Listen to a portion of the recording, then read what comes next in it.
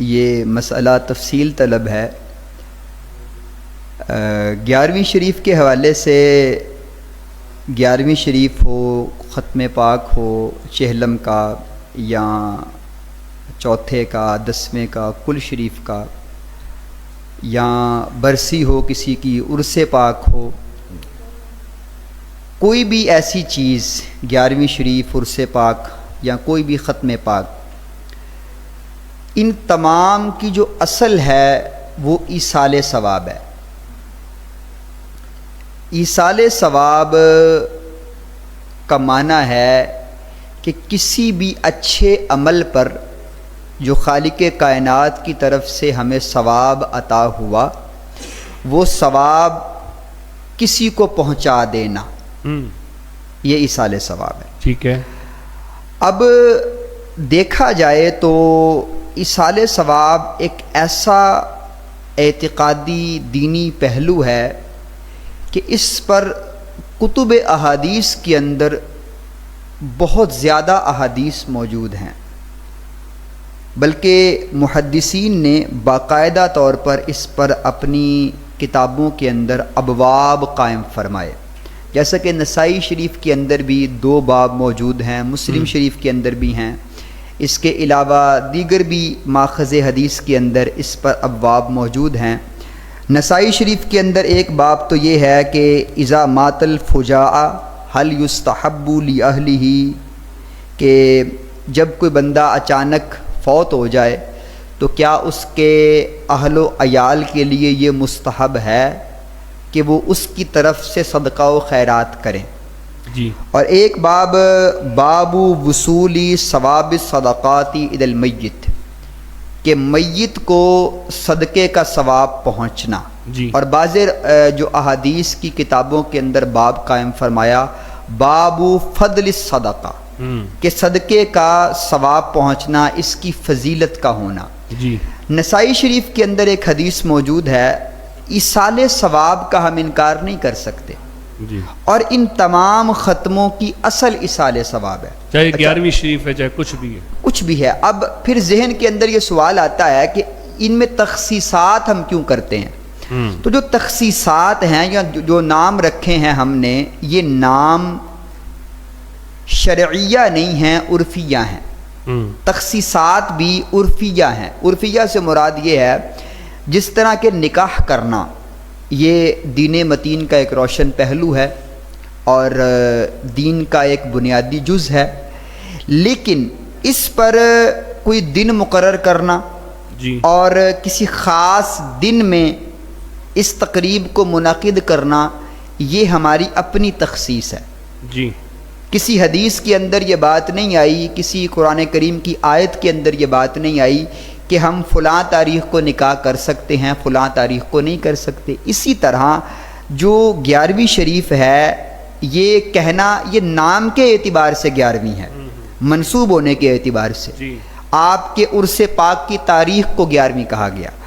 باقی جو ہماری مساجد کے اندر، ہمارے اداروں کے اندر یہ تقریباً سارا سال ہوتی ہے، جی، اور ہم تخصیص نہیں کرتے کہ فلاں دن ہو سکتی ہے، فلاں دن نہیں ہو سکتی۔ اور اس میں اصل کیا ہے؟ ایصال ثواب، یعنی افراد کا اکٹھے ہونا، جی، اکٹھے ہو کر تلاوت کرنا، نعتیں پڑھنا، اچھے اعمال کرنا، ذکر کرنا، دعا کرنا، ٹھیک ہے، اس کے علاوہ بیان ہونا، دین کی باتیں سیکھنا سکھانا، آخر میں کھانا کھلانا۔ جی، ان تمام باتوں کا جو ثواب ہے وہ صاحب قبر کو، صاحب مزار کو ایصال کر دینا، یہ ہے ختم پاک، یہی 11ویں شریف ہے۔ اور ایصال ثواب پر بہت ساری احادیث موجود ہیں، جیسا کہ نسائی شریف کے اندر موجود ہے کہ سعد بن عبادہ رضی اللہ تعالی عنہ آپ فرماتے ہیں کہ ایک جنگ کے حوالے سے آپ نبی کریم صلی اللہ علیہ وآلہ وسلم کے ساتھ چلے۔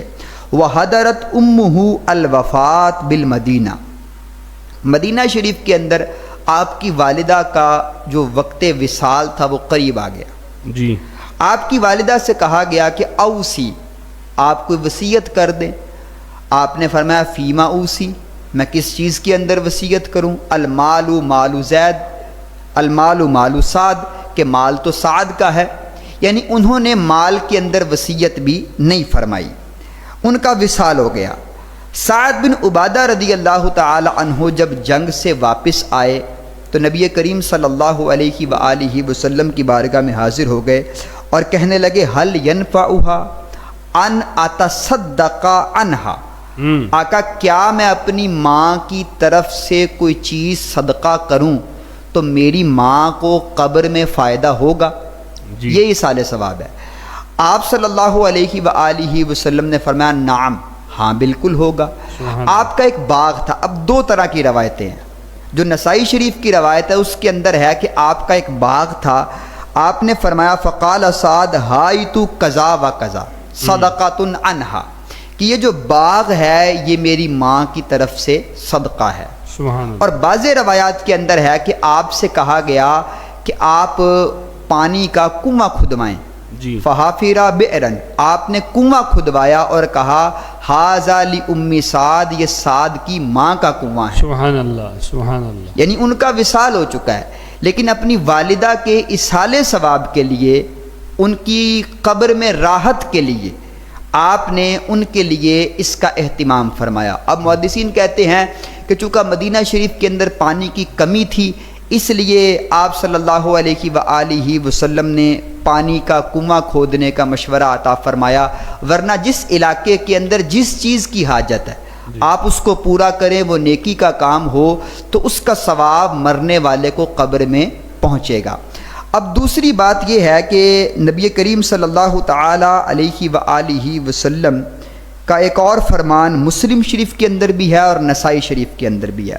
ایک صحابی نبی کریم صلی اللہ علیہ وآلہ وسلم کی بارگاہ میں حاضر ہوئے اور کہنے لگے انا امی افتلتت، آقا میری ماں اچانک وصال کر گئی ہے، وَأَظُنُّهَا لَوْ تَكَلَّمَتْ تَصَدَّقَتْ، اور میں گمان کرتا ہوں اگر میری والدہ زندہ رہتی تو صدقہ کرتی، فَهَلْ لَهَا أَجْرٌ إِن تَصَدَّقْتُ عَنْهَا، آقا اگر میں اپنی ماں کی طرف سے صدقہ کروں تو میری ماں کو ثواب پہنچے گا؟ آپ صلی اللہ علیہ وآلہ وسلم نے فرمایا نعم، سبحان اللہ، ہاں اگر تو صدقہ کرے گا تو تیری ماں کے وصال کے بعد تیری ماں کو اس کا ثواب قبر کے اندر دیا جائے گا۔ سبحان اللہ۔ شیخ عبدالحق محدث دہلوی علیہ رحمہ یہ وہ شخصیت ہیں کہ ان کے بارے میں منقول ہے کہ 20 سے زائد مرتبہ اللہ کے نبی صلی اللہ علیہ وآلہ وسلم کی جاگتے میں ان کو زیارت ہوئی۔ سبحان اللہ۔ اور اقلیم ہند کے اندر، ہندوستان کے اندر جتنا بھی دین پھیلا اور جتنے علماء پیدا ہوئے، یہ شیخ عبدالحق محدث دہلوی علیہ رحمہ کی ذات کا تصدق اور آپ کی کاوشوں کا ثمر ہمیں نظر آتا ہے۔ سبحان اللہ۔ آپ فرماتے ہیں اس حدیث کی شرح کرتے ہوئے کہ فی الحدیثی دلیل، آپ فرماتے ہیں اس حدیث کے اندر دلیل موجود ہے کہ صدقے کا ثواب میت کو قبر میں پہنچتا ہے۔ سبحان اللہ۔ یعنی ایک چیز یہ ثابت ہو گئی کہ میت کو قبر میں صدقے کا ثواب پہنچتا ہے۔ ایک یہ چیز، صدقہ کسی بھی چیز کا ہو۔ آپ نے فرمایا اب غریب مسکین لوگوں کو بٹھا کر کھانا کھلانا یہ بھی صدقہ ہے، اس کا ثواب بھی پہنچے گا۔ فرمایا وقضا حکم الدعاء، اسی طرح اگر کوئی میت کے لیے دعا کرتا ہے تو میت کو قبر کے اندر اس کا ثواب پہنچتا ہے۔ سبحان اللہ۔ پھر آپ فرماتے ہیں اسی طرح واختلفوا فی العبادات البدنیہ والمختار نعم قیاسا علی الدعاء، فرمایا اسی طرح عبادات بدنیہ، نماز ہو، روزہ ہو، اس میں مختار قول یہ ہے کہ اس کا ثواب بھی مرنے والے کو قبر کے اندر پہنچتا ہے۔ سبحان اللہ۔ اب یہ ایصال ثواب ہے۔ نبی کریم صلی اللہ علیہ وآلہ وسلم کی اور بھی احادیث موجود ہیں۔ دارقطنی کے اندر ایک روایت ہے کہ ایک شخص نبی کریم صلی اللہ علیہ وآلہ وسلم کی بارگاہ میں حاضر ہوا، آ کر عرض کرنے لگا کان علی ابوان، آقا میرے والدین تھے، ابرہما فی حالی حیاتہما، جب وہ حیات تھے تو میں ان کے ساتھ نیکی کیا کرتا تھا، جی، وکیف لی ببرہما فی بعد موتہما، آقا उनके विसाल के बाद मैं नेकी कैसे कर सकता हूँ? जी। तो आप सल्लल्लाहु अलैहि वसल्लम ने फरमाया इन्ना मिनल बिर्री बादल बिर्री अन तुसल्ली लहुमा मआ सलातिक व तसूमा अनहुमा मआ सौमिक। फरमाया तेरी नेकी ये है कि जब तू नमाज पढ़े तो 2 रकात नमाज अपने वालिदैन के लिए भी पढ़ लिया कर। जब रोज़ा रखे तो नफली रोज़ा रख के अपने वालिदैन को उसका सवाब इसाल कर दिया करो। अब रोज़ा है, नमाज है, सदका है, खैरात है, कोई भी चीज़ है, इसका सवाब मरने वाले को कब्र में पहुँचता है। बल्कि नबी करीम सल्लल्लाहु अलैहि वसल्लम का फरमान मुस्लिम शरीफ के अंदर मौजूद है। आपने फरमाया इज़ा मातल इंसान इन क़ता अमलुहु इल्ला मिन सलास। फरमाया जब बंदा मर जाता है तो उसका अमल मुनक़ते हो जाता है मगर 3 चीज़ें बाकी रहती हैं। वलदिन सालिहिन यदउ लहू। फरमाया नेक औलाद जो वालिदैन के लिए दुआए मग़फ़िरत करे। इल्मिन युनतफ़अ बिही, उसके इल्म से नफ़ा उठाया जाए।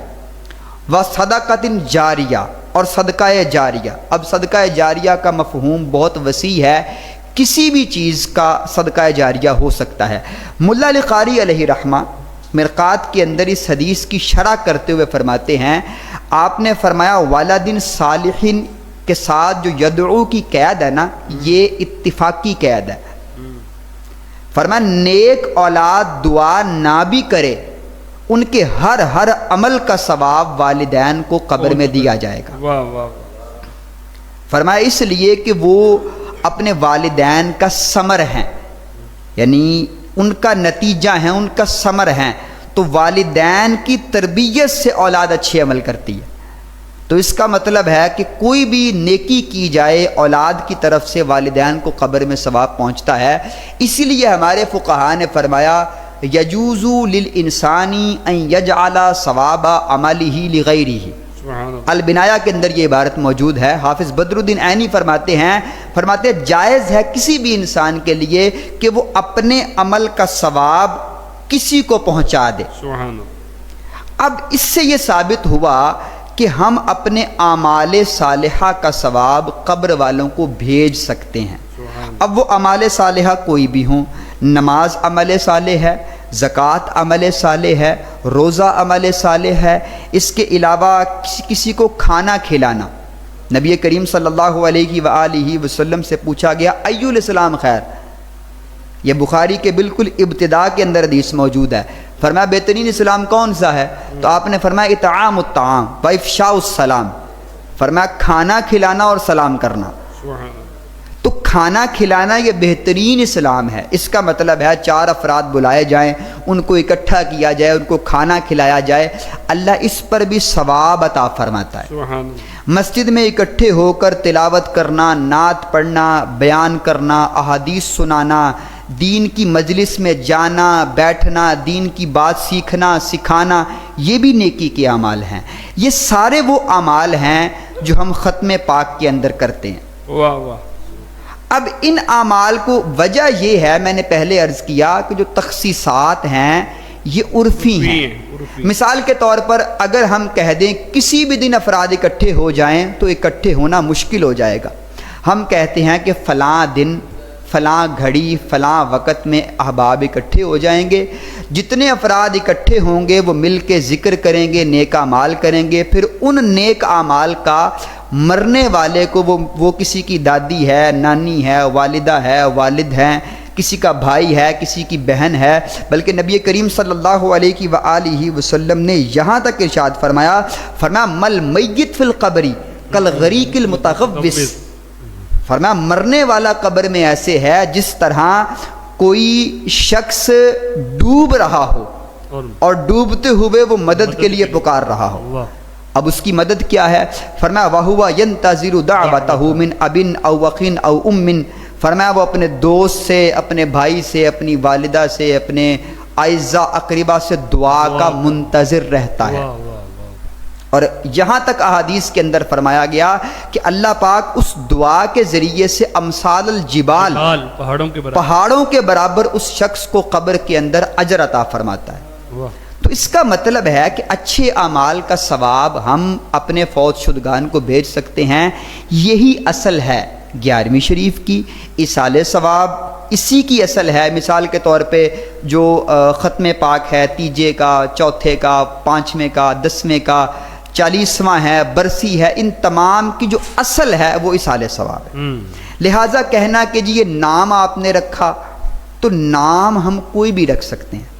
شفاعت رمضان اس ٹرانسمیشن کا نام ہے. اس کے علاوہ اور ہم کوئی ادارے کا نام رکھتے ہیں اپنی آسانی کے لیے، سہولت کے لیے، اور دن کا مخصوص کرنا یہ بھی اپنی آسانی کے لیے ہے. جی بالکل. ورنہ یہ شریعت کی طرف سے نہیں ہے. اب اس پر ایک چیز صرف باقی رہ گئی ہے، وہ یہ ہے کہ اعتراض کرتے ہیں کہ دیکھیں جی اللہ تبارک و تعالیٰ نے قرآن کریم کے اندر ارشاد فرمایا وما اہل بہ لغیر اللہ، کہ وہ جانور جو غیر اللہ کے نام پر ذبح کیا جائے وہ حرام ہے. وہ جانور کا نہیں، یہ کہتے جو غیر اللہ کا جس پہ نام آ گیا، یہ جو دھوکہ دیتا ہے. حالانکہ وما اہل بہ لغیر اللہ اصل میں یہ جانور کا ذکر ہے کہ جس جانور پر جس پہ غیر خدا تکبیر کہی جائے غیر اللہ کی وہ جانور حرام ہے. اچھا اس پر یہ کہتے ہیں دیکھیں جی آپ نے بکرا لیا، منسوب کر دیا غوث پاک کے نام سے، اس کا مطلب ہے آپ نے اس بکرے کو مردار کر دیا. اس کی تصریح اگر فقہا کی عبارتوں سے دیکھی جائے تو یہ مسئلہ 3 طرح سے ہے. توجہ کے ساتھ سامعین سے گزارش ہے اس کو سماعت کر لیں، یہ انشاءاللہ ہمیشہ کے لیے کافی ہو جائے گا. مسئلہ یہ ہے فقہا فرماتے ہیں کہ اس کی 3 صورتیں بنتی ہیں. ان یذکر موصولا لا معطوفا فیکرہ الذبیحہ. پہلی صورت یہ ہے کہ اگر کوئی شخص جانور کو ذبح کرتے ہوئے، دوبارہ عرض کر رہا ہوں، جانور کو ذبح کرتے ہوئے اس وقت کہے بسم اللہ محمد الرسول اللہ. اب اس بندے نے تکبیر کے ساتھ محمد الرسول اللہ کو ملایا، لیکن معطوفاً نہیں ملایا، موصولاً ملایا، یعنی الگ جملے کے طور پہ. فرمایا اس صورت کے اندر بھی ذبیحہ مکروہ ہے. اگرچہ اس کا معنی یہ نہیں ہے کہ اللہ کے نام سے، اس کا معنی ہے اللہ کے نام سے اور محمد صلی اللہ علیہ وآلہ وسلم اللہ کے رسول ہیں. لیکن چونکہ معنوی اعتبار سے شائبہ پیدا ہوا اور صورت کے اعتبار سے ساتھ ملا دیا، اس لیے ذبیحہ مکروہ ہوا. دوسری صورت یہ ہے کہ وہ ذبح کرتے ہوئے یہ کہے بسم اللہ و محمد الرسول اللہ، کہ اللہ کے نام کے ساتھ اور نبی کریم صلی اللہ علیہ وآلہ وسلم کے نام کے ساتھ جانور کو ذبح کیا. اب اس کی مثال ایسے ہی ہے کہ جیسے اہل عرب زمانہ جاہلیت میں لات، منات اور عزا کے نام پر جانوروں کو ذبح کرتے تھے، تو اس سے منع کیا گیا. اب یہ ذبیحہ حرام ہے. جو ہمارے ہاں یہ دونوں صورتیں نہیں ہوتی بالکل. جب ہم نے بکرا لیا اور بکرا لے کر غوث پاک کی طرف منسوب کر دیا تو اس بکرے کو ذبح کرتے ہوئے ہم نے غوث پاک کا نام نہیں لینا. اب کیا ہے ہمارے ہاں کون سی صورت ہے؟ ہمارے ہاں وہ صورت ہے جو نبی کریم صلی اللہ علیہ وآلہ وسلم کی صحیح حدیث سے ثابت ہے. آپ صلی اللہ علیہ وآلہ وسلم نے جانور کو ذبح کیا قربانی کے موقع پر جی، اور ذبح کرنے کے بعد آپ صلی اللہ علیہ وآلہ وسلم نے فرمایا اللہم تقبل ھذا من امتی ممن شاہدہ لک بالوحدانیہ ولی بالبلاغ. فرمایا اے اللہ اس جانور کو میری طرف سے اور میری امت کی طرف سے قبول فرما، میری وہ امت جو تیری وحدانیت کی قائل ہو اور مجھے اللہ کا رسول مانے. اللہ. اس کا مطلب یہ ہے کہ جانور کو منسوب کیا گیا، جی، اس قربانی کو منسوب کیا گیا، لیکن ذبح کرتے وقت غیر اللہ کا نام نہیں لیا گیا، بعد میں اس جانور کو منسوب کر دیا گیا. اسی طرح اگر ہم کسی کے نام کا جانور لیتے ہیں تو مقصد یہی ہوتا ہے کہ یا الہ العالمین یہ بکرا ہے، یہ جانور ہے، یہ گائے ہے، یہ دمبا ہے، مولا اس کو اپنے فلاں نیک بندے کی طرف سے قبول فرما لے، حضور غوث پاک کی طرف سے اس کو قبول فرما لے، یا اس پر جو ثواب ملے گا ہم حضور غوث پاک کو وہ ثواب ایصال کر دیں گے. جی، یہ مقصود ہے. ورنہ ہرگز یہ معنی نہیں ہے کہ ہم نے ذبح کرتے وقت اس پر حضور غوث پاک کا یا کسی بزرگ کا نام لیا ہو. اگر کوئی ذبح کے وقت، تکبیر پڑھتے وقت، ذبح کرتے وقت اگر کوئی غیر اللہ کا نام لیتا ہے تو وہ جانور مردار ہے. وما اہل بہ لغیر اللہ کا معنی بھی یہی ہے. اب 11ویں شریف کے اندر نہ تو ایسا کام ہوتا ہے کہ جانور کو غیر اللہ کے نام پر ذبح کیا جائے، فقط منسوب کرنا ہے، فقط منسوب کرنا ہے. اور نہ ہی ایسا ہوتا ہے کہ اس جانور کو غیر اللہ کے نام پر ذبح کیا جائے، اور نہ ہی ایسا ہوتا ہے کہ کوئی اور خرافات اختیار کی جائے، بلکہ نیک اعمال کا ثواب قبر والے کو بھیجنا یہ مقصود ہوتا ہے، جو احادیث طیبہ سے نبی کریم صلی اللہ علیہ وآلہ وسلم کے عمل سے ثابت ہے. اچھا، اس پر آخری بات وہ یہ ہے کہ اگر کوئی شخص یہ کہتا ہے حضور غوث پاک کو تو آپ کہتے ہیں وہ بخشے ہوئے ہیں، مغفور ہیں، تو ان کو ثواب ایصال کرنے کی کیا حاجت ہے؟ تو بات یہ ہے کہ نبی کریم صلی اللہ علیہ وآلہ وسلم کی بعض احادیث سے ہم کو یہ بات بھی معلوم ہوتی ہے، آپ نے فرمایا کہ تحفہ دو، اس سے محبت بڑھتی ہے. اور زندہ کے لیے تحفہ یہ ہے اس کو سوٹ پیش کر دیا جائے، اس کو اس کی زندگی کی ضروریات کی اشیاء میں سے کوئی چیز دے دی جائے. اور صاحب قبر کے لیے تحفہ یہ ہے کہ اپنی دعا میں یا اپنے اعمال کا ثواب ان تک پہنچایا جائے، سبحان اللہ، تاکہ ان کی توجہ حاصل ہو جائے. جب ان کو تحفہ پہنچے گا تو ان کی توجہ حاصل ہوگی، اور ان کی توجہ کے حاصل ہونے سے ہماری روحانیت میں اضافہ ہوگا. سبحان اللہ. اسی لیے بزرگان دین نے اس عمل کو مستحسن قرار دیا کہ 11ویں شریف کرنے سے حضور غوث پاک کی توجہ حاصل ہوگی، اور اس توجہ سے ہمارے کام جو ہمارے لیے بہتری کا سامان ہے اللہ تبارک و تعالیٰ اس کو پیدا فرما دے گا. ماشاء اللہ.